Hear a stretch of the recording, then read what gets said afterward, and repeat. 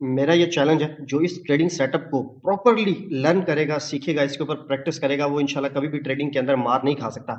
मैं इसके साथ-साथ आपको लेके चलता हूँ, एक तो हम गोल्ड के एनालिसिस करते हैं, प्लस जो मैं लेवल्स निकाल रहा होता हूँ, वो भी यहाँ पर आपको मैं लाइव सिखाता हूँ कि किस तरह से मैं वो लेवल निकाल रहा होता हूँ, ताकि आप उसकी जाके प्रैक्टिस कर सकें। लेकिन एक चीज़ याद रखें कि जब भी आपने स्टार्ट करना है इस ट्रेडिंग सेटअप को, पहले तो मेरी पुरानी वीडियोज़ देखनी है और उसके साथ-साथ आपने उसको डेमो के ऊपर प्रैक्टिस करना है। जब आपका हाथ सीधा हो जाएगा इस चीज़ के ऊपर, तो फिर आप उसको लाइव अकाउंट के अंदर लेके आ सकते हैं। अच्छा, सबसे पहले हम गोल्ड को लेकर चलते हैं, जो हमारा तरीकाकार है। यहाँ पर वीकली टाइम फ्रेम के अंदर गोल्ड हमारे पास है।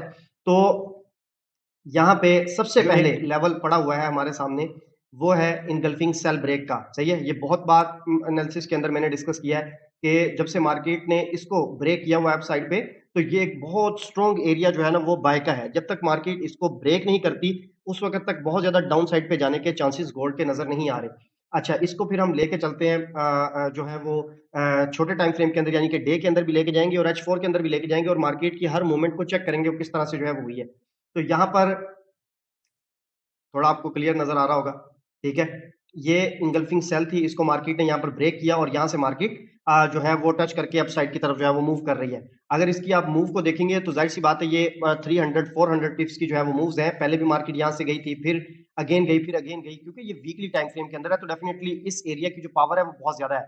डेली टाइम फ्रेम के अंदर भी हमने बहुत सारी चीज़ें जो है वो पहले भी देखी थी, पहले एनालिसिस के अंदर, कि किस तरह मार्केट डेली टाइम फ्रेम को जो है वो रिस्पेक्ट दे रही होती है। ये तो फिर वीकली टाइम फ्रेम था। अच्छा, इसको अब हम लेके चलते हैं डे के अंदर। अच्छा, यहाँ पर डे के अंदर जब इसको लेके आएँगे, फिर हम देखेंगे डे के टाइम फ्रेम के हिसाब से, तो कौन-कौन से यहाँ पर लेवल्स पड़े हुए हैं। अगर हम इसको मार्केट के अंदर देखते हैं, तो ये चीज़ मैंने पहले एनालिसिस के अंदर, डिफरेंट करेंसीज़ के एनालिसिस के अंदर भी और इसी तरह से गोल्ड के एनालिसिस के अंदर भी ये चीज़ आपको बताई हुई है कि जब एक इंगल्फिंग बनती है सेल की, और फिर जब वो ब्रेक होती है, सही है? और ब्रेक होते हुए अगर वो उस एरिया के अंदर इंगल्फिंग बाय बना देती है, तो फिर हम क्या करते हैं कि उसके अंदर बाय की ट्रेड ले लेते हैं। जिस तरह से अगर हम यहाँ पर देखेंगे, ये जब इंगल्फिंग सेल इसने कंप्लीट की, ठीक है? तो उसके बाद आप यहाँ पर देखें, सॉरी, इंगल्फिंग सेल कंप्लीट की, यहाँ से आके इस एरिया को इसने ब्रेक कर दिया। जब इसने ब्रेक किया, उसके बाद मार्केट उस एरिया के अंदर गई, जाके ये इंगल्फिंग बाय बनाई। सही है? ये देखिए 2 कैंडल्स ने मिलके इंगल्फिंग बाय बनाई इस एरिया के अंदर। फिर मार्केट दोबारा इस एरिया के अंदर आई, इसको टच किया और मार्केट जो है वो अप साइड पे निकल गई। फिर कितना अप गई, वो आपको आइडिया ही है, गोल्ड कितना जो है वो अप साइड पे मूव करके आया है। और उसके बाद मैंने ये चीज़ भी बताई थी, मेरी पुरानी वीडियोज़ आप देख सकते हैं, कि अगर अगेन सेम एरिया के अंदर आके मार्केट दोबारा से इनगल्फिंग बाय बना देती है, जिस टाइम फ्रेम के अंदर हम देख रहे हैं, तो उसी टाइम फ्रेम में अगेन आपको वहां पर बाय की ट्रेड मिलेगी।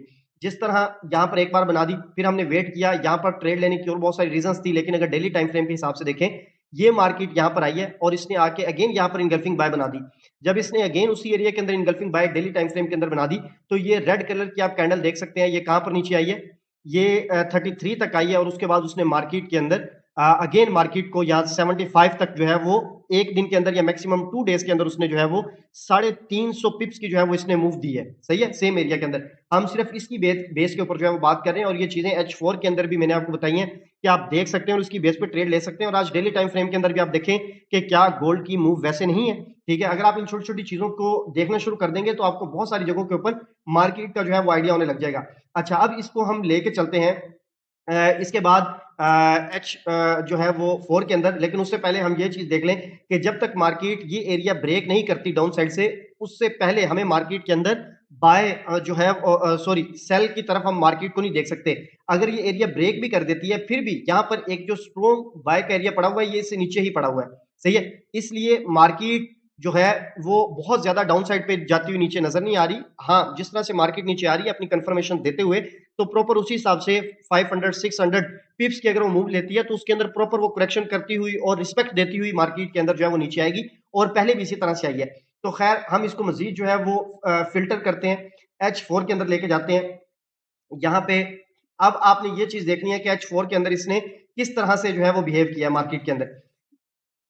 अभी 1-2 दिन पहले मैंने वीडियो बनाई थी, जिसके अंदर मैंने ये चीज़ बताया था, आपके साथ डिस्कस की थी, कि जब ऐसी बहुत सारी इंगल्फिंग्स पड़ी होती हैं साइडवे के अंदर, तो वो बार-बार टेस्टेड होती हैं, तो उसके बाद हम डायरेक्ट नीचे एरिया के अंदर आ जाते हैं और वहां से आकर जो है वो मार्केट में बाय देखते हैं। तो इसके अंदर हम यहाँ पर सबसे पहले देखते हैं, आप अगर देखेंगे तो यहाँ पर ये इंगल्फिंग बाय पड़ी हुई है। सही है? इस पूरे एरिया के नीचे ये इंगल्फिंग बाय पड़ी हुई है, और उसके अकॉर्डिंग मार्केट ने प्रॉपर उस एरिया को रिस्पेक्ट दी है। ठीक है, और कहां तक मार्केट जो है वो अपसाइड पे गई है ये आप खुद देख सकते हैं, यानी कि इस एरिया से लेकर ये ऊपर 300 पिप्स की मार्केट ने मूव दी है। आपको बहुत सारी चीजें जो है वो जो है वो ट्रेंड लाइन लगा के, सपोर्ट रेजिस्टेंस लगा के, एसएमसी के अंदर बहुत सारी चीजें जो है वो आप लर्न करते होंगे, देखते होंगे, लेकिन इससे ज्यादा सिंपल चीज आपको नहीं मिल सकती। आप उन सारी बॉस चौक और इन सारे चक्रों को छोड़ दें, आप सिंपल इस चीज के ऊपर काम करें, आपको खुद पता लग जाएगा कि मार्केट के किस तरह से मूव करती है। और अगर आप मेरे ग्रुप के अंदर है और मेरे सिग्नल्स को आप देख रहे होते हैं, तो आप देखें कि अगर मैं 15 से 20 सिग्नल्स वीकली शेयर करता हूं, तो उसके अंदर मुश्किल से 2 या 3 एसएल हमारे जा रहे होते हैं, और बाकी जो मार्केट पिप्स दे रही होती है वो कितने दे रही होती है, ऑलमोस्ट 100-200 पिप्स तक भी जा रही होती है, और हमारा एसएल कितना होता है, ओनली जोन से बाहर 25 पिप का, 30 पिप का। तो इसी चीज के ऊपर मैं काम करता हूं। अच्छा, अब यहां पर जो चीज समझने वाली है वो ये है, जो आपने गौर करनी है, कि यहां पर ये एक एरिया है इनगल्फिंग का, ठीक हो गया। इसको आगे से हमने देखा है मार्केट ने इस एरिया से रिस्पेक्ट दे दिया। अगर ये मैं पूरा एरिया आपके सामने जो है वो लगाता हूं, इस इनगल्फिंग को मैंने इसके अंदर मार्क किया हुआ है, इसको रिस्पेक्ट मिल गई। अब इसके अंदर ये जो पीछे इनगल्फिंग पड़ी हुई नहीं लेंगे, क्योंकि ये ऑलरेडी जो है वो यहां से प्रॉफिट दे के जा चुकी है मार्केट, सही है।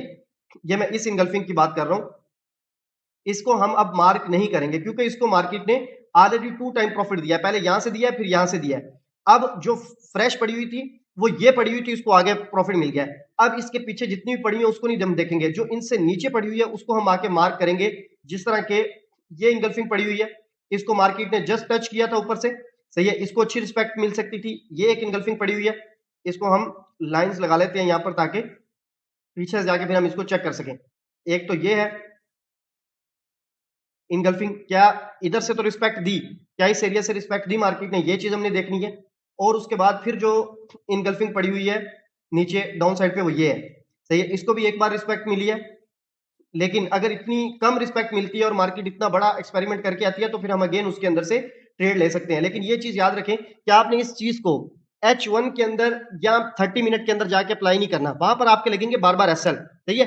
मैक्सिमम आप इसको अगर खुद से डेमो के ऊपर प्रैक्टिस कर रहे हैं तो H1 के ऊपर ट्राई कर सकते हैं, लेकिन उससे नीचे टाइम फ्रेम के अंदर तो मैं बिल्कुल भी रिकमेंड नहीं करूंगा, क्योंकि उसमें आपको बार बार एसएल लगेंगे, क्योंकि छोटे टाइम फ्रेम के अंदर फिर हमें मल्टीपल कंफर्मेशन साथ चाहिए होती हैं, सही है।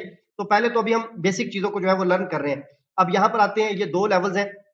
ऊपर वाला लेवल है उसको मार्केट ने अलग रिस्पेक्ट दी है, ये आप देख सकते हैं। यहां से मार्केट ने इस लेवल से, ये डाउन साइड से आप देख सकते हैं, ये मार्केट ने अलग रिस्पेक्ट दी है यहां तक, सॉरी,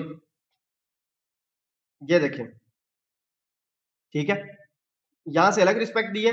और फिर उसके बाद नीचे वाला एरिया था, उसको मार्केट ने आके टच किया है यहां पे, इस एरिया से इसको उठा के देखें मार्केट ने कहां पे फेंका है। तो अगर आप देखें तो बैक साइड पे क्या पड़ा हुआ है, सिंपल ये पड़ी हुई है आपकी इंगल्फिंग्स, सही है, ये इनगल्फिंग्स पड़ी हुई है सिंपल, ये देखें, ये भी इनगल्फिंग थी, ये भी इनगल्फिंग थी। हालांकि मार्केट बहुत ज्यादा एक्सपेरिमेंट करके आई थी, इस एरिया को टच करके मार्केट अप साइड पे गई थी। इसी तरह इस एरिया को भी मार्केट जब अप साइड से हो गई थी, यहां से रिस्पेक्ट मिली थी।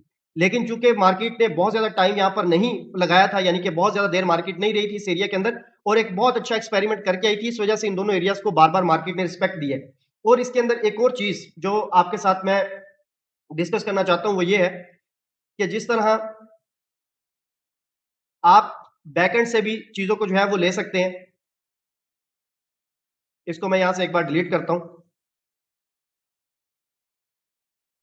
क्योंकि इस एरिया को भी रिस्पेक्ट मिल गई है। लेकिन जब मार्केट यहां पर नहीं थी, तो आप यहां से चेक कर लें, ये एक इनगल्फिंग सेल जो है वो बनी थी हमारे पास, ठीक है।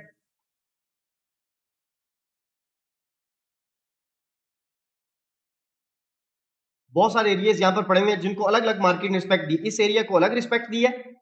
एक चीज यहां पर चेक करें, सबसे पहले एक जो चीज आपके साथ मैं डिस्कस करना चाहता हूं, इसको मैं प्रॉपर यहां पर, ये चीज चेक करें, ये इनगल्फिंग सेल है, यहां से ब्रेक हुई, लेकिन ब्रेक होते हुए उसने इसके अंदर किसी भी किस्म की इनगल्फिंग बाय नहीं बनाई, तो फिर वापसी पे उसको रिस्पेक्ट दी। ये चेक करें, मार्केट ने उसको तोड़ दिया। मैंने आपसे क्या चीज डिस्कस की थी, कि जब इनगल्फिंग सेल बन के ब्रेक हो, उस एरिया के अंदर इनगल्फिंग बाय बनना जरूरी है। मार्केट ने नहीं बनाई, वापसी भी उसको उसी तरह से ब्रेक करती हुई आ गई, उसको रिस्पेक्ट नहीं दी। तो ये रिस्पेक्ट किसको देगी, जिस एरिया के अंदर इनगल्फिंग बाय बनाएगी उसको मार्केट जो है वो रिस्पेक्ट देगी। तो ये सारे एरियाज जितने यहां पर पीछे पड़े हुए हैं,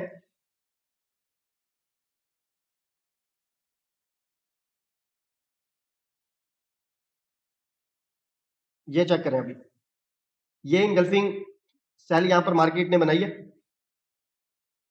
सही है। ये इंगल्फिंग सेल बनाई है और उसके बाद मार्केट ने आके इस लेवल को यहां पर क्या किया है, यहां पर पहले तो सिंपल इंगल्फिंग जो सेल थी उसको रिस्पेक्ट दी है, मार्केट डाउन साइड पे आ गई है, सही है। और उसके बाद मार्केट ब्रेक करके ऊपर चली गई है। ब्रेक करके जब मार्केट ऊपर गई है तो हमने उसके अंदर ट्रेड नहीं लेनी जब वो वापस आएगी, जिस तरह इधर से नहीं ली थी, जब तक वो उस एरिया के अंदर इंगल्फिंग बाय ना बना दे। अब इस एरिया के अंदर आके मार्केट ने इंगल्फिंग बाय बना दी है। जो ऐसी इंगल्फिंग्स होती हैं जिसको हम कंफर्मेशन के लिए मतलब के देख लेते हैं, वो वैसे तो अगर हमने इसके ऊपर ट्रेड लेनी हो तो हम नहीं लेते, सही है, इसकी बेस पे ट्रेंड लेते हैं। लेकिन चूंकि ये कंफर्मेशन कैंडल है, क्योंकि सेम एरिया के अंदर बन रही है, इस वजह से इस टाइप की कैंडल या डोजी टाइप की कैंडल भी कंफर्मेशन के अंदर चल जाती है।